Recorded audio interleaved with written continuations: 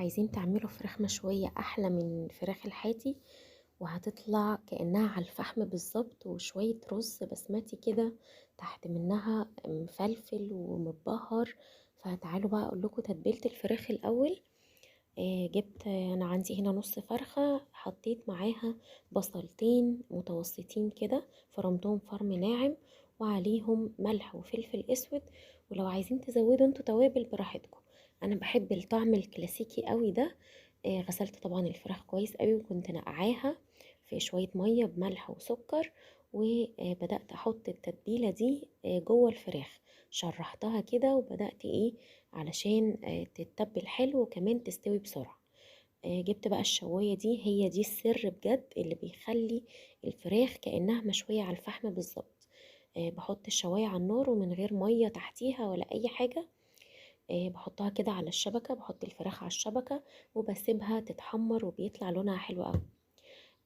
نشوف بقى طريقة الرز البسمتي. حلة على النار فيها شوية زيت مع معلقة سمنة، وحطيت نص بصلاية كده متوسطة اتشوحت، ونزلت بالتوابل كاري وكركم وبهارات لحمة وسبع بهارات، وكم حباية كده من القرنفل، وورقتين تلاتة لورا. ولو عندكم لومي حطوا، لو بتحبوا الرز يبقى فيه طعم القرفة، ممكن تحطوا شوية قرفة بودر أو عيدان القرفة. نزلت بعد كده بمكعب مرق الدجاج، وشوحت التوابل دي كويس قوي لحد ما طلع ريحتها، ونزلت عليها بالرز البسمتي. ده رز مغسول، مش بحب انقع الرز، هو بياخد سوا حلو قوي.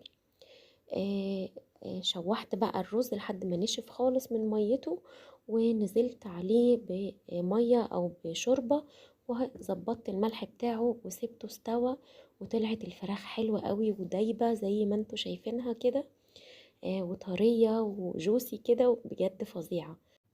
جربوا طريقة الفراخ كده بالتتبيلة البسيطة دي، وجربوا كمان الرز البسمتي هيعجبكم قوي قوي قوي. اتمنى لو الوصفة عجبتكم تعملوا لايك وشير الوصفة، وتشتركوا في قناتي على اليوتيوب إسراء غرس الدين، وتعملوا فولو صفحتي على الفيسبوك مطبخ إسراء غرس الدين.